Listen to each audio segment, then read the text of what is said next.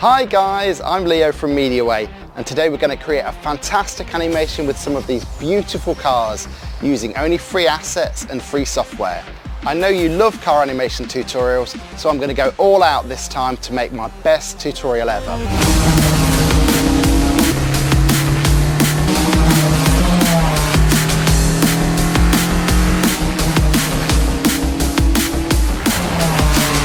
We're going to cover using drivers, HDRIs, where to get free models, using empties to control the camera, and adding some secret sauce in the Compositor to turn your renders from this to this.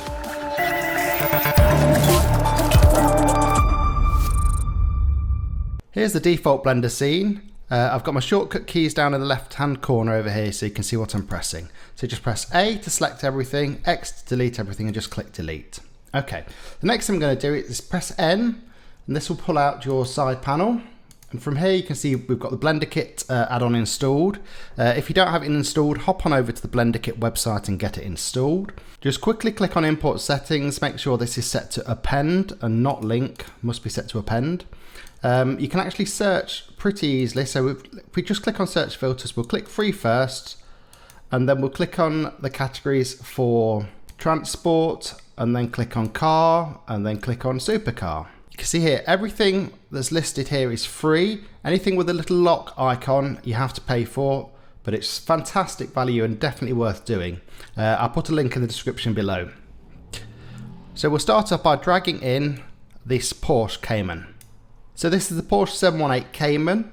You can also search using this search field here. So we're going to add in a couple of more cars. So let's get the Aston Martin in. Okay, so it's Aston Martin Victor.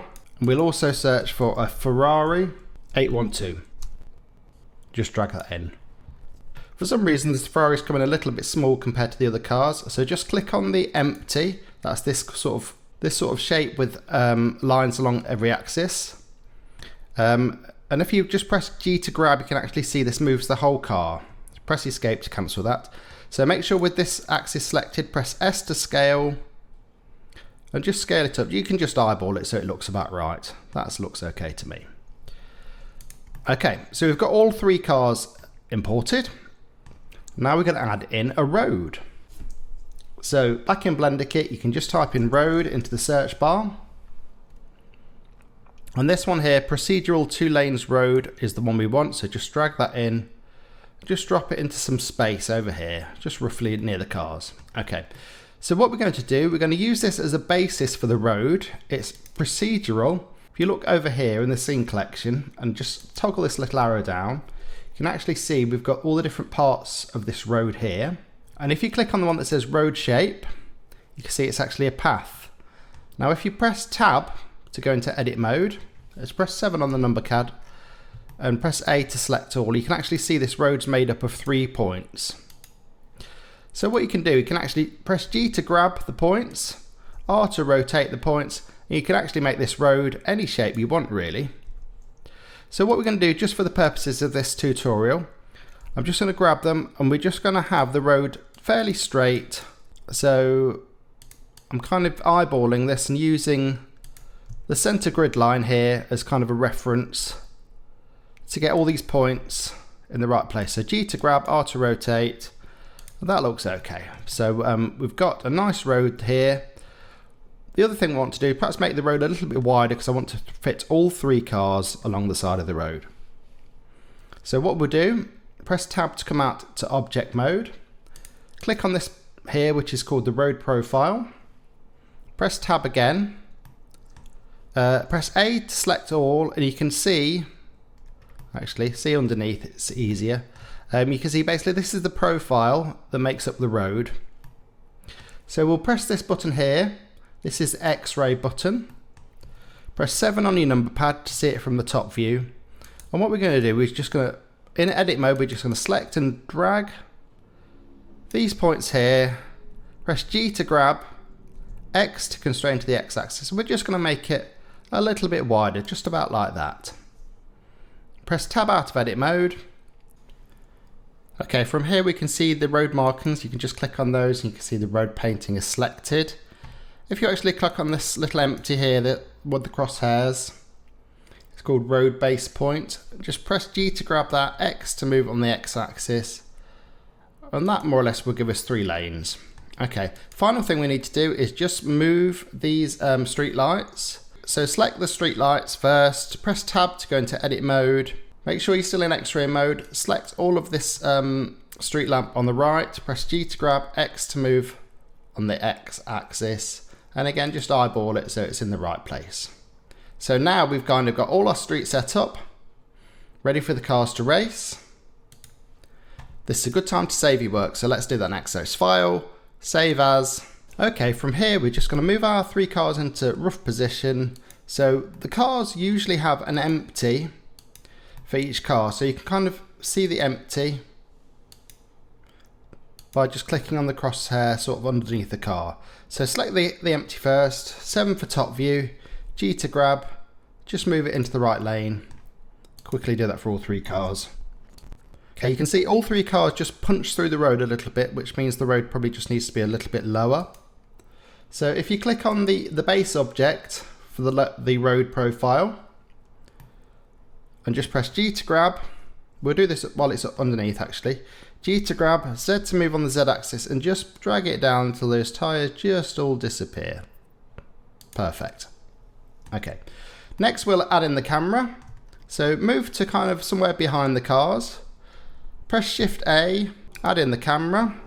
If you press Control, Alt and 0 on your number pad, it will automatically put your camera to the viewpoint.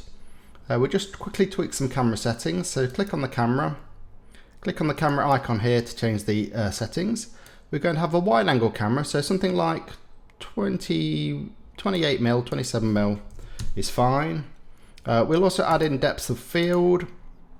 If you click on the viewport display and show the limits, you can actually see that crosshair there represents where the focus distance is of your camera. So we'll set up the view first, then we'll adjust that.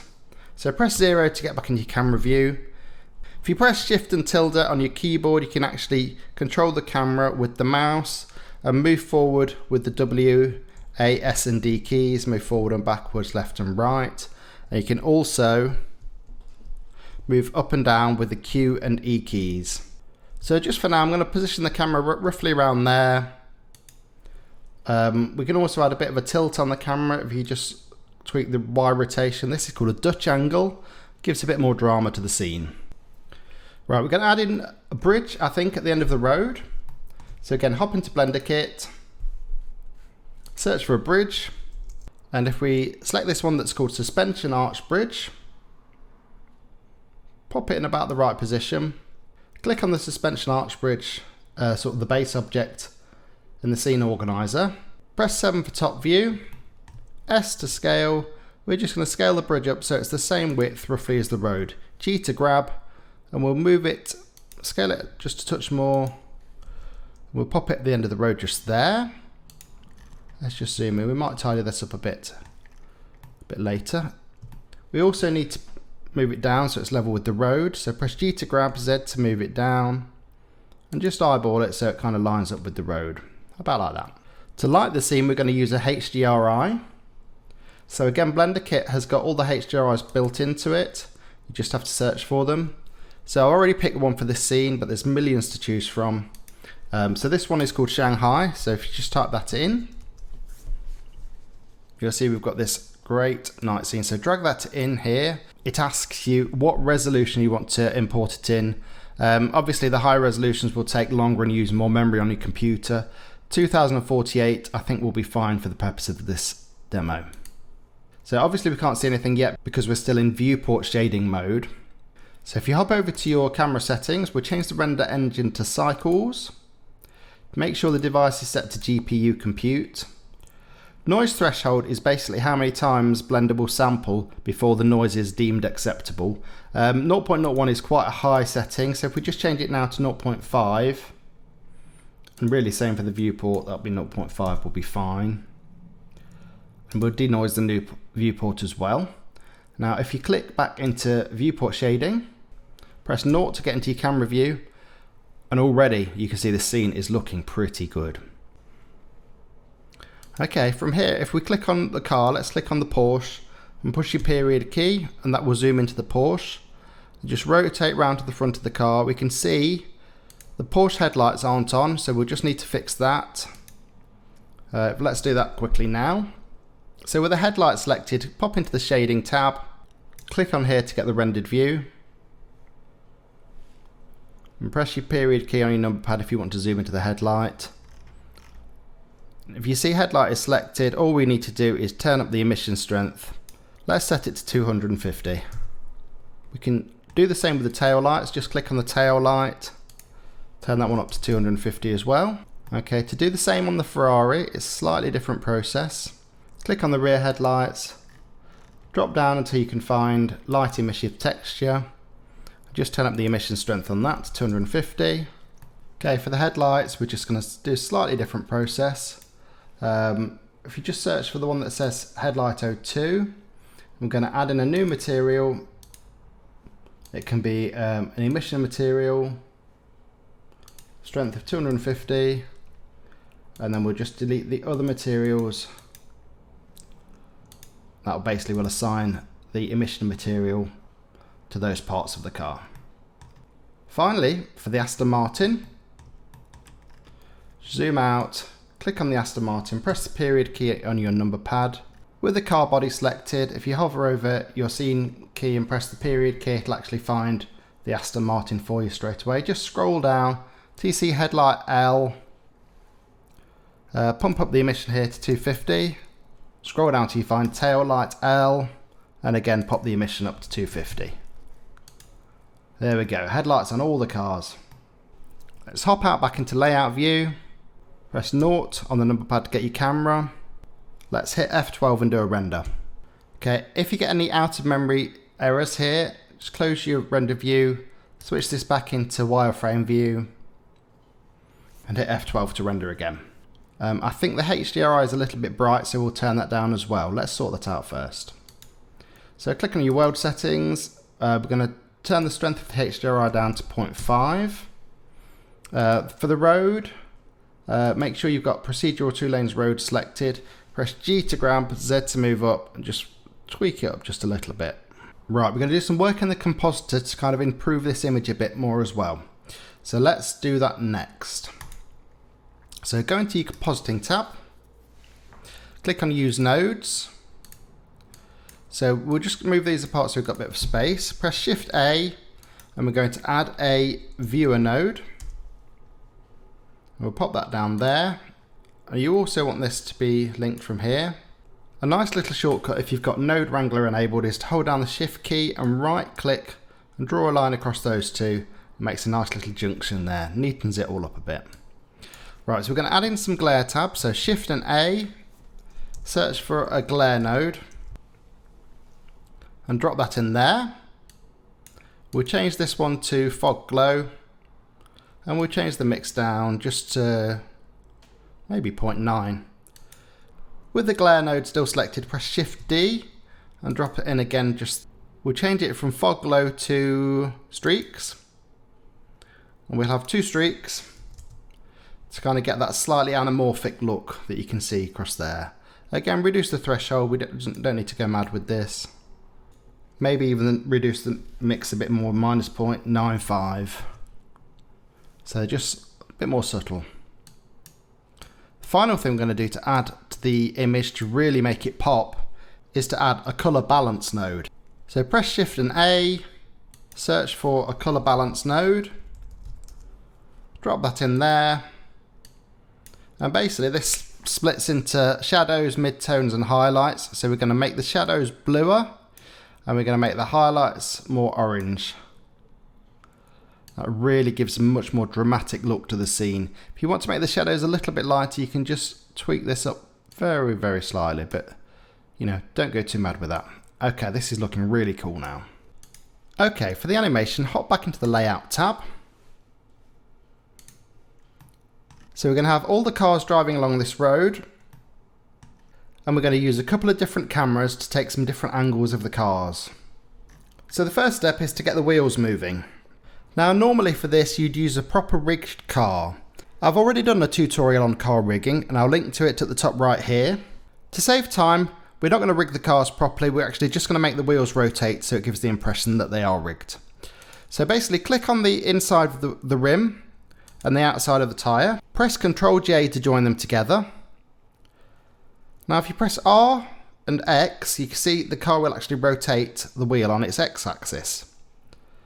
So if you hop up back into the item view here, we know that the X axis controls the rotation of the wheel. So instead of using keyframes, we're going to use drivers. So click on here where the X rotation is, type in #frame times 2, and what this basically does, it'll take the frame number, times it by 2, and apply the result to the degrees of rotation. So now if we scrub through the timeline, you can see that the wheel is rotating. It actually looks like it's rotating backwards. So let's just finish that. So right click, delete drivers, press #frame times -2. And now the car wheel should rotate in the correct direction, which it does.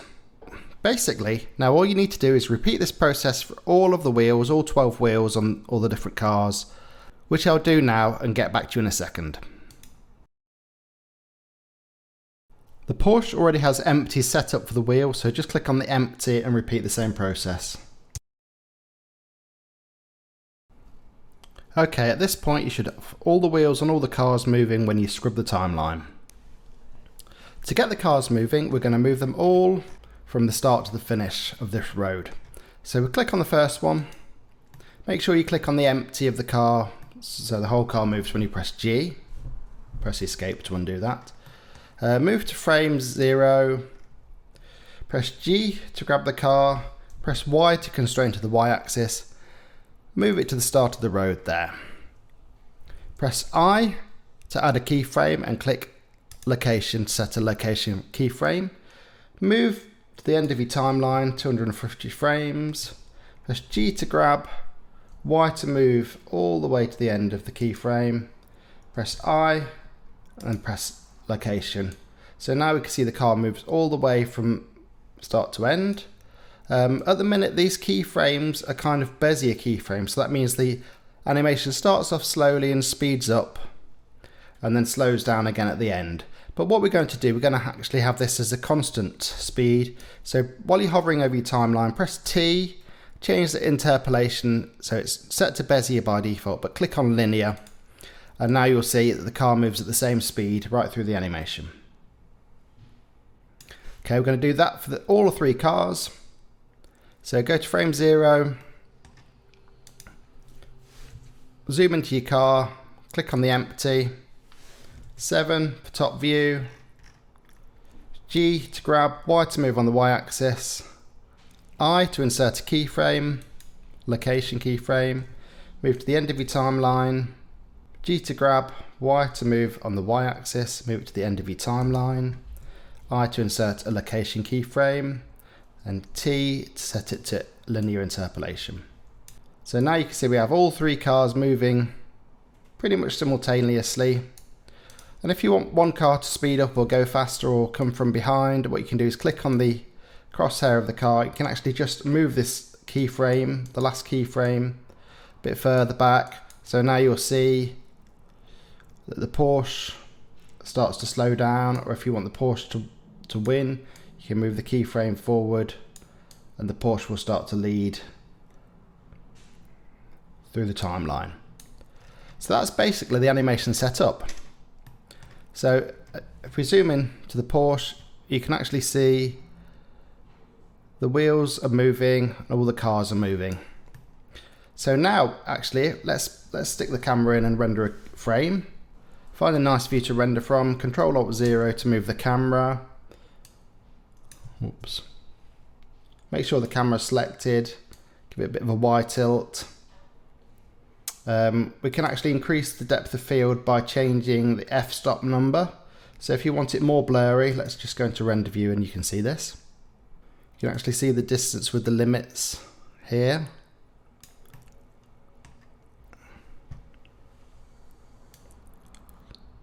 Let's focus it on the back of the Porsche. And we'll actually, by decreasing the f-stop number, it increases the amount of blur you get in your shot. So let's leave it about 1.2.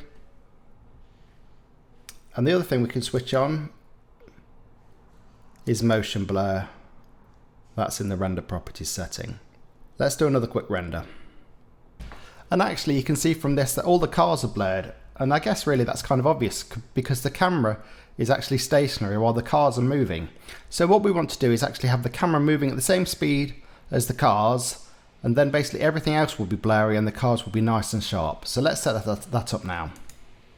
So if you click on the Porsche, then do a shift and right click on your mouse, it'll actually put the 3D cursor on top of the Porsche. Press Shift A and add an empty. We'll do a different shape just so we don't get confused. We'll do a cube empty. S to scale.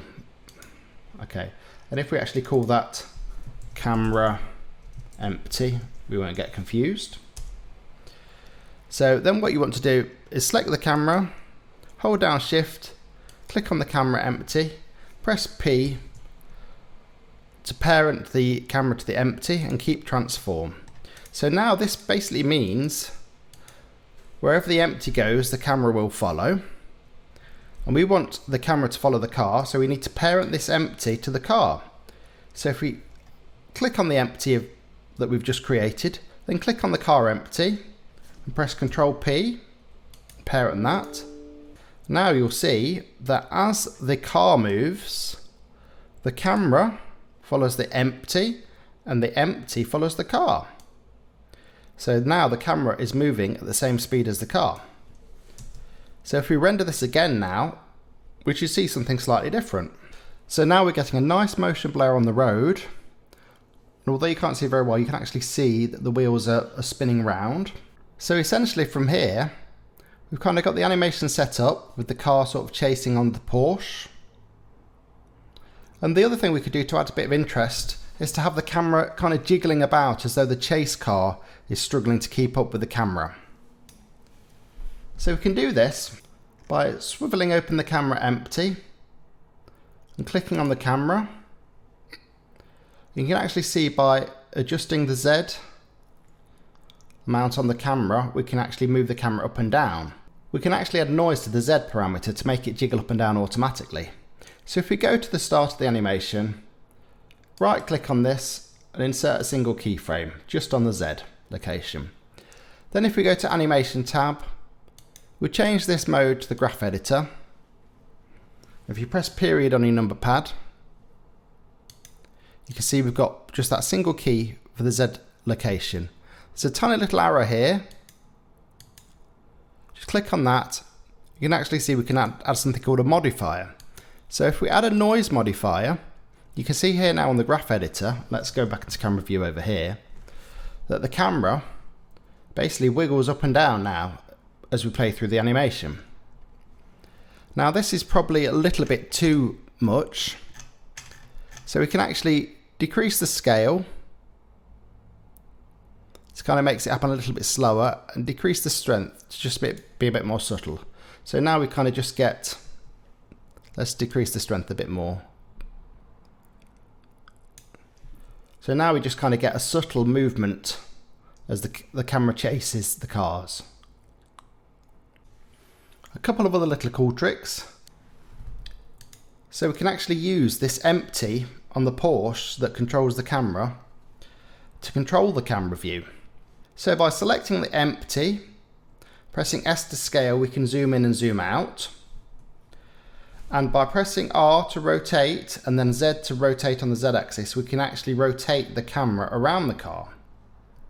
So you could start off the animation at frame 0 with the cube empty selected, press I and insert a location, rotation and scale keyframe. And then at the end of the animation, we could actually scale the cube. So we could zoom in a bit. We could rotate the cube on the Z axis, or really anywhere you want. And then we press I again to set another location, rotation and scale keyframe. And you can see through the animation, the camera is actually animated around the car.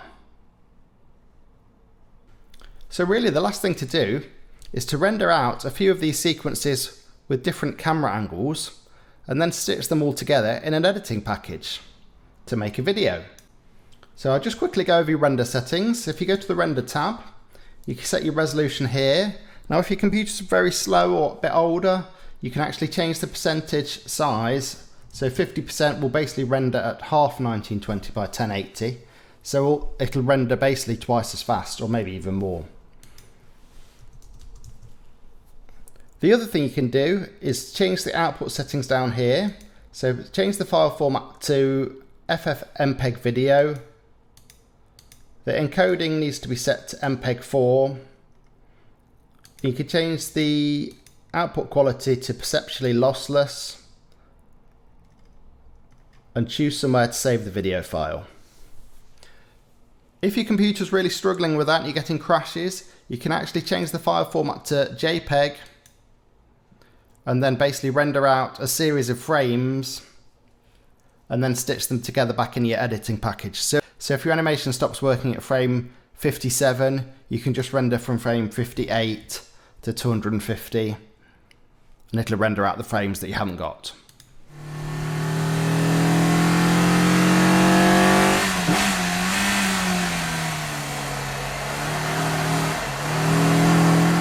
Okay, I'm going to work on this some more and I'm going to show you the finished thing in a few seconds. So what I've done here, we've got a few different camera angles and I've rendered the animation several times. So I'll just show you the different angles. So the first one you've seen already, it's kind of panning behind the camera using the empty to control the camera. The second one is a fixed camera, so it's literally just a short animation just of the cars going by from a fixed camera. The third one is the camera fixed to a car. So basically we're just using the car as a parent for the camera and just following the animation through like this. The next one is a side camera. So again, we're just using an empty on the car and just panning the camera around the car as we move along. It's just a short one. It's just a camera passing over the cars as they whiz by. So basically we've got 5 different cameras. By the way, I'm using this handy add-on here called Render Set Pro. It lets you set up different cameras in the same scene and then render them all in one go. I'll put a link in the description below. So what I did, I left this rendering overnight. If you don't want to use Render Set, you can achieve the same result by just saving out your Blender file 5 different times with different camera angles. Okay, let's show you the final result.